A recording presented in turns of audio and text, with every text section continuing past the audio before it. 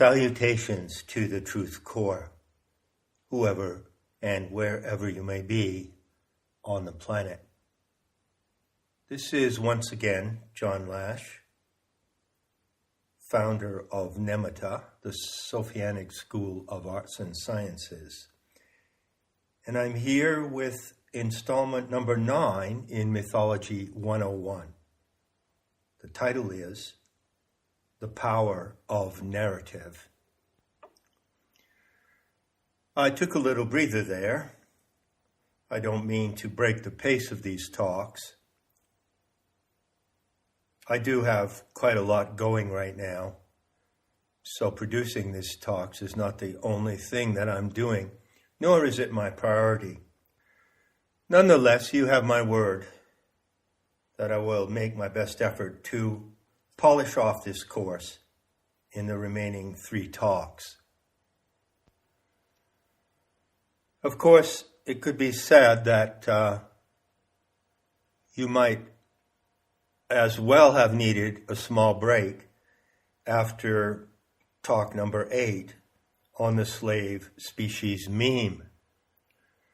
I can assure you that the material compressed in that talk belongs to the top level of investigation in creative and comparative mythology.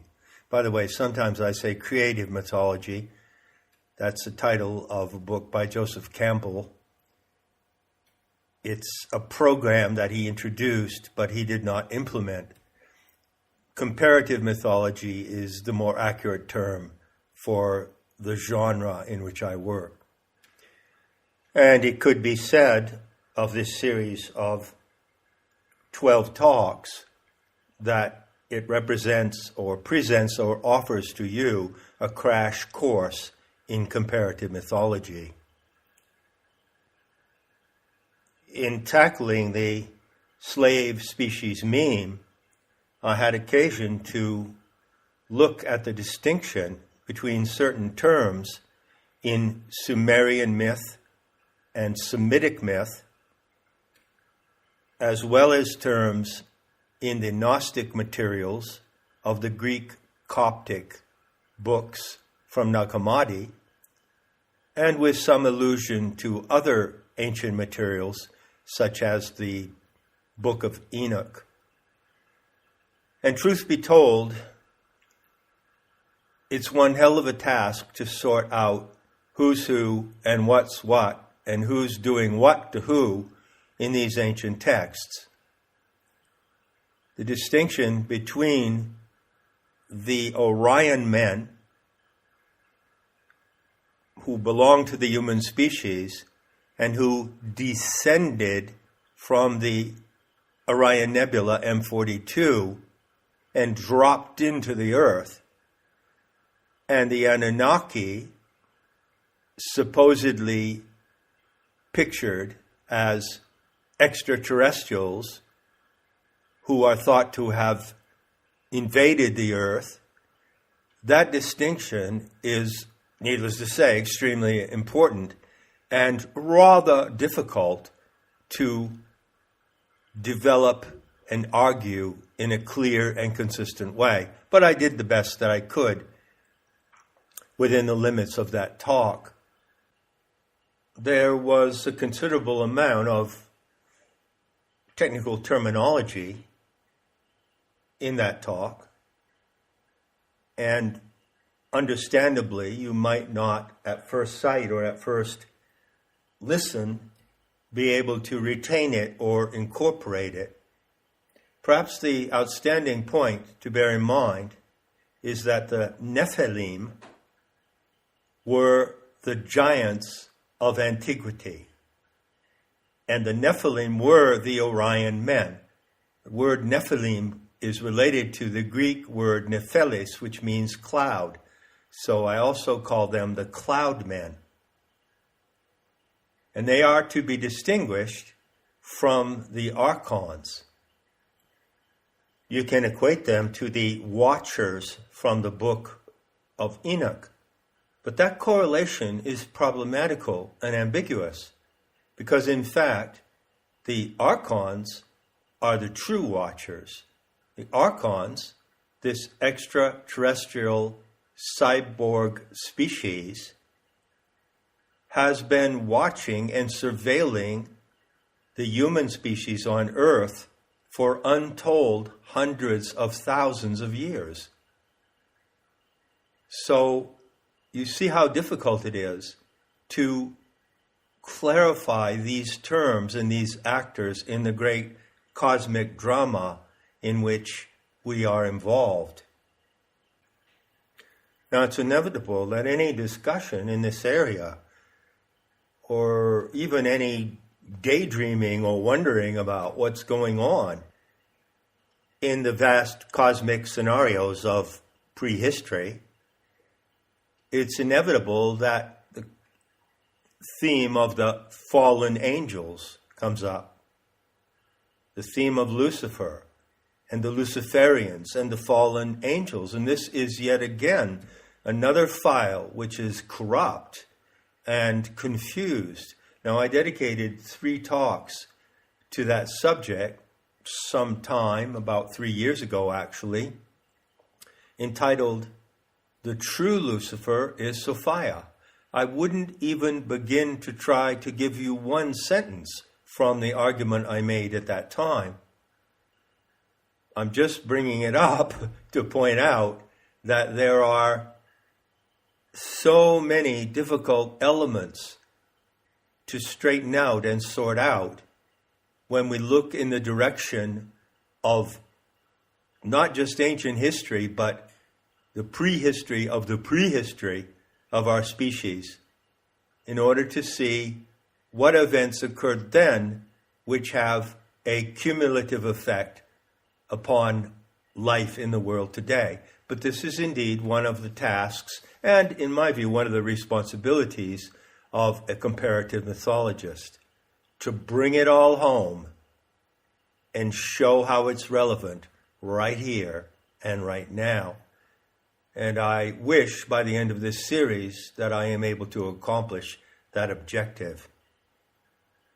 In a full and adequate exposition of some of the issues that I tackled in talk number 8, you would have to include the corroborating or supporting material for my outrageous claim that men who belong to the rifted part of the anthropic genome and who were, as it were, stranded and separated from their sexual counterparts, how they came from the Orion Nebula and managed to descend upon the Earth and arrive within the atmosphere of the Earth. Needless to say, that's a pretty outrageous claim. But there is supporting material. So before I go on to the main topic of this talk, which is the power of the narrative, let me just give you one example. This comes from the text that goes with my 3 talks entitled "The True Lucifer is Sophia." Quote, "In Tibetan lore derived from indigenous Bompo shamanism in the Himalayas, the expression opening the door of the sky designates ascent into the celestial sphere by means of a magical rainbow light cord. Dmu. The Dmu cord is the symbol of communication between earth and sky. This word is also found in divinatory rites, in which it connotes, quote, the cord for ascending to the sky, end quote. According to ancient narratives, the Dmu cord was used by the early kings to descend to earth and then reascend to heaven after their death, end quote. Now, that's not me. That is from a book called Tantra in Practice. And it is a quotation from scholars, historical scholars of Tantric Buddhism. And I could cite other examples as well. The Kahuna shamans of Polynesia, which is about as far away from the plateau of Tibet as you can get on this planet, also talk extensively about a cord, which they call the Aka cord. And according to them, the shaman is able to teleport here and there around the cosmos using the Aka cord. Now, another allusion to this cord can be found in the material of theosophy that came to the world through Madame Blavatsky and others at the end of the 19th century during what can be called the occult revival of that time. There were books written at that time about the double and as well about the astral double, the doppelganger, and these books, some of these books, give accounts of first-hand experiences which can be called paranormal experiences, non-ordinary experiences, in which people found themselves traveling out of the body spontaneously. And it was observed or stated in these reports that there was a filament called the silver cord that connected them to their body, their physical body, while they were out of the body, teleporting here or there. That is further corroboration. And finally, if you want to go into the Egyptian materials, which are very dense and deeply, shall I say, deeply encoded, well, you can find certain references to the Ka, which is the double, and some of those references also refer to a cord. As a matter of fact, the Pharaoh wore on his ceremonial attire an umbilical cord. And the name of that cord was very odd. It was called Kamatsu, meaning the bull of his mother. And in some mysterious fashion, that cord, the pharaohs wore a skirt, and the cord hung down from the skirt. In some mysterious fashion, that cord represented a power that the pharaoh had to move between dimensions or to move into the unknown, into the Nahwal, into the supernatural, and return. It's also said that that cord was actually the umbilical cord of the newborn pharaoh, which had been preserved and given to him to wear as ceremonial attire. So you see, these matters are deep and intricate. And one of the great pleasures of being a comparative mythologist is, of course, to investigate them. But remember what I said. All the clues in the world don't count if you don't know what crime has been committed. So you will come across many symbols, many images, many strange terms in comparative mythology, but you won't be able to make out what they mean unless you have an idea and a question that you bring to the investigation. I think I've demonstrated that method for you pretty clearly so far. So, moving on. I'm looking here at the notes in the unit in Nemeta, which corresponds to this series of talks. And in the notes to the talk on the Gnostic warning, I've drawn the parallels between the Hebrew file and the Gnostic file, which contains the master narrative of the fallen goddess scenario and other intel coming from the mysteries. Once again, I emphasize that these two bodies of material refer intentionally and specifically to each other. You cannot say that when comparing other mythologies. For instance, it's well known that Hermes in Greek mythology is in some sense an equivalent, or better said, a correlate to Thoth or Tahuti in Egyptian mythology.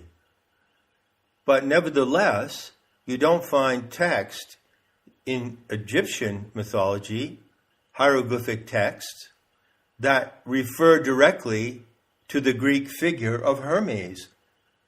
On the other hand, you do find certain Greek texts that refer to the Egyptian mysteries, because many Greek sages and truth seekers, like Pythagoras, went to Egypt to be instructed. So some Greek texts will refer to the equivalence in Egyptian religion of certain Greek gods, but it's only a loose parallel. By contrast, what you see with these two different files, the Hebrew and the Gnostic, is actually a deadlock. You see an adversarial situation. So the Dead Sea Scrolls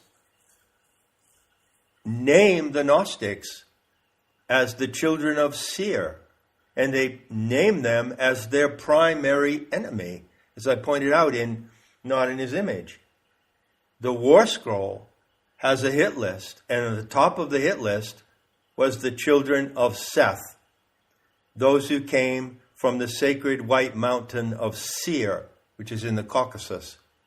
And they are the arch enemies of those who wrote the Hebrew file. And the name that you can put on them, by the way, is the Zaddikim. Zaddikim, from the word Zaddik, which is a Hebrew word meaning righteous, holier than thou. So on this page, on Nemeta, I've illustrated these parallels, and you can go and look at it and refresh your memory anytime you like. For instance, Enoshut, which is the Hebrew word for humanity, but which, as I've noted, is concealed in the Old Testament, not openly used. There's a lie in the name Adam. The Goyim who read this Hebrew file identify Adam as their primal parent. But that is not at all the case. It's a deceit. A deceit in the first page of the document. So, Enoshut is the Hebrew word equivalent to anthropos in the Gnostic writings. Instead of Adam and Eve as our primal parents, the Gnostics taught that our primal parents are divine aeons who inhabit the core of the galaxy, or that is their home base. And so Thelete and Sophia are our divine parents. Now, in considering these parallels, I just want to point out one key element to you. Purpose of this talk is not to encumber or immerse you in technicalities, but one key element has paramount importance. The Gnostic material defines Yahweh, Jehovah, El Elyon, the supreme creator God of the Hebrew, as El Dabaoth. And El Dabaoth, according to the Gnostics, is a vicious, demented, extraterrestrial entity. That is the Gnostic warning.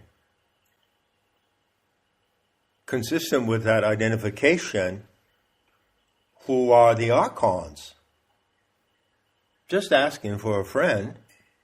Well, they happen to be the horde or swarm of ETs who are in the command of the archon overlord, Yaldabaoth. You see? Well, that comparison, that identification, which is absolutely outrageous and heretical, I think you're getting the drift. That identification begs the question, Well, if the Gnostics had a name to identify the Archon Overlord and his legion, did the Hebrew have a name in their own texts to identify the Archons? As far as I know, the Greek word Archon doesn't appear in the Hebrew file. As far as I know, it doesn't appear except as translated into Elohim. So, they identified the Archons as Elohim, and that's as close as you get. There's no other word that I have ever found in the Hebrew material that more closely resembles or identifies Archon. Of course, it doesn't resemble it, but it identifies the Archons. So you have Elohim, Archons. But it's amusing to point out something else, which I discussed at length in Not in His Image. One of the main texts, the original source materials in the Hebrew file, is the Dead Sea Scrolls. And in the Dead Sea Scrolls,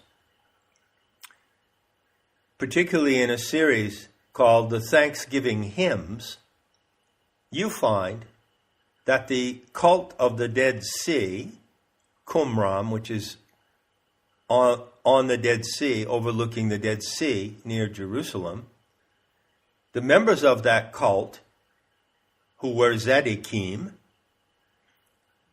identified extraterrestrial saviors. So they did not merely identify the Elohim in the beginning of their creation story in Genesis, but they also identified them in another way in the Dead Sea Scrolls. And what did the authors of the Dead Sea Scrolls call the Elohim? They called them the Kenoshim. And they described them as flying in the sky in shining circular chariots. That is a fact.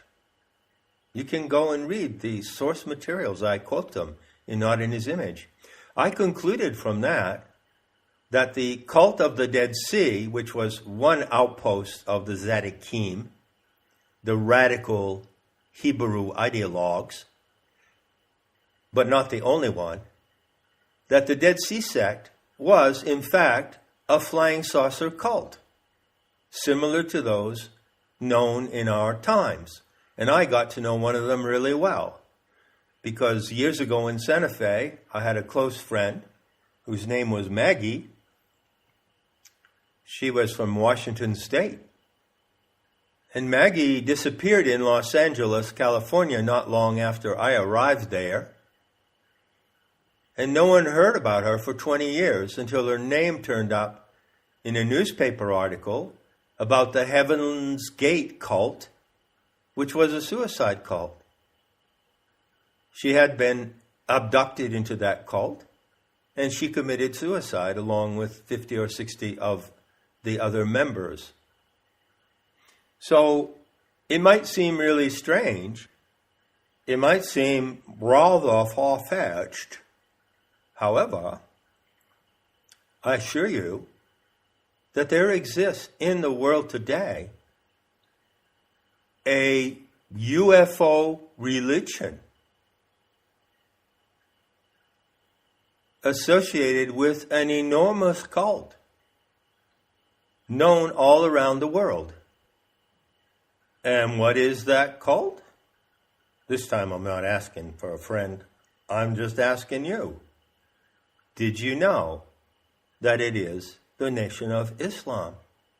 That is a fact. Now there is a book. You can go research it. It's called The Children of Ezekiel. And it is a solid scholarly book based on historical evidence and based on extensive first-hand records of the formation of the Nation of Islam, which is headed by Louis Farrakhan. And it shows on the testimony of the founder and leaders of that cult that it is a flying saucer cult. I kid you not. So you see, such as exists today also existed in ancient times. And of course, it follows that there is a strong association and overlapping between ET UFO mythology and the religious mythology of the Hebrew file. And I've analyzed and deconstructed that in Not in His Image. So, having bewitched and beguiled you with all of those matters, let me proceed to the main point of this talk, which concerns the power of narrative. Now, I'm going to use an analogy that I often use, and I like this analogy because I would really like to have one. That is to say, a Maserati or Maserati. But don't think of the kind of Maserati that I'd love to have, which would be champagne gold with beautiful leather interior. Stick shift, of course. Think of a Formula One Maserati. Think of the beauty of the design and the power and strength of that vehicle. Think of the special tires. Think of the suspension. Think of the fuel injection system. Think of the pistons. Think of the transmission. Think of the steerage. Think of the total construction of a powerful vehicle such as a Formula One Maserati or Ferrari for racing.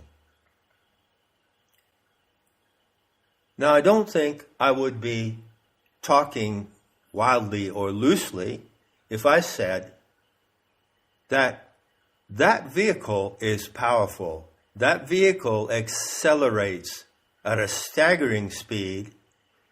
It handles on curves in an extraordinary manner, and it moves at very high velocity, dangerous velocity. Is a powerful vehicle, get this, no matter who's driving it. So obviously, if an accomplished race driver is at the wheel, that's someone who can handle the power of the vehicle and drive it safely if they don't lose control. But anyone else in the vehicle is going to have the power of that vehicle available to them. And if they're not skilled and trained in how to manage it, they're likely to create an enormous amount of damage. So, that's a narrative. That's what a narrative is. In fact, the narrative form is the most powerful vehicle ever created by the human species. We are a storytelling species. We navigate through life and through time and history using stories. Every day that you get up and you wake up, in the first 10 seconds that you are awake, you are constructing the story of your day.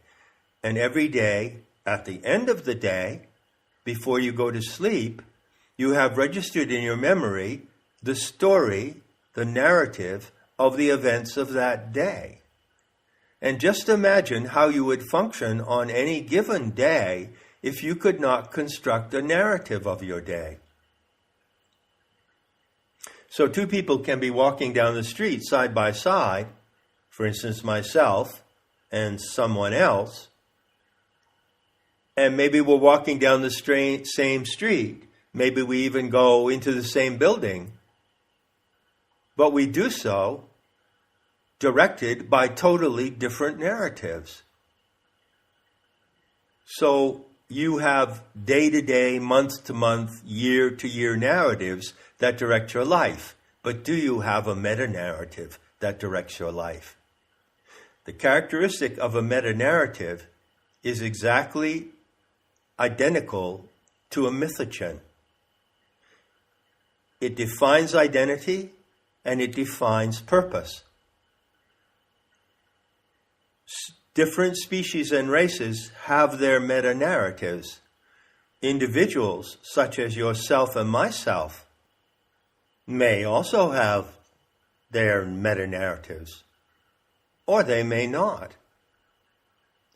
One thing I can tell you with total confidence, and hold on, because you may or may not be relieved to hear this, but I can assure you that without a meta-narrative to direct your life, you will never be fulfilled as a human animal, a human being. In the introduction or orientation talk to the home story, I said, the transpersonal fulfills the personal. The personal cannot fulfill itself. I assure you, and you can take it for good news or bad news, either way, that you can never fulfill yourself unless you have a transpersonal perspective on your own life, unless you have a meta-narrative to follow. That is the great tragedy that often unfolds for many people. They don't find their purpose, or they find a personal purpose, and even if they succeed in achieving it, something's missing. And that is exactly what is missing in the lives of countless people on this planet. They do not have a meta-narrative, that is to say, technically speaking, a mythogen. But guess who does? Guess who does? Guess who has the most well-preserved, consistent mythogen on the entire planet? Well, that just happens to be the most hateful, devious, parasitical, and destructive people on the planet. And what makes them so powerful is the power of narrative itself, the power of the vehicle. You see, their narrative is a construct of lies and deception. But how can so many lies add up to such power and influence in the world? Well, there are two reasons for that, my friends. First reason is because the naive goyim do not expect to be deceived.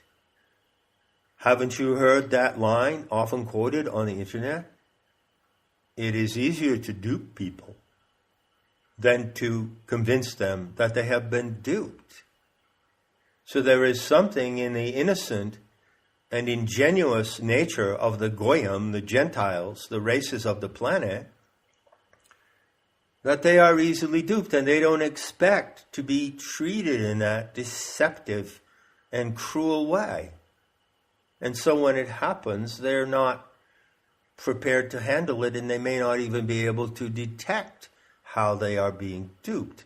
This is an enormous disadvantage, which in the current situation absolutely has to be overcome and overturned. So, in the first place, the power of the lie prevails simply due to the incapacity to detect that it is a lie, or even suspect that it is a lie. Look at what's happening today. Look around you. Talk to 10 people. How many of them suspect that the reportage coming through the mainstream media about the global pandemic is a lie? Well, thankfully, more and more do every day, exponentially. But you see what I'm getting at. And those who do not see the lie become accessory to the narrative that carries the lie. So there are untold numbers of tads, as I call them, people.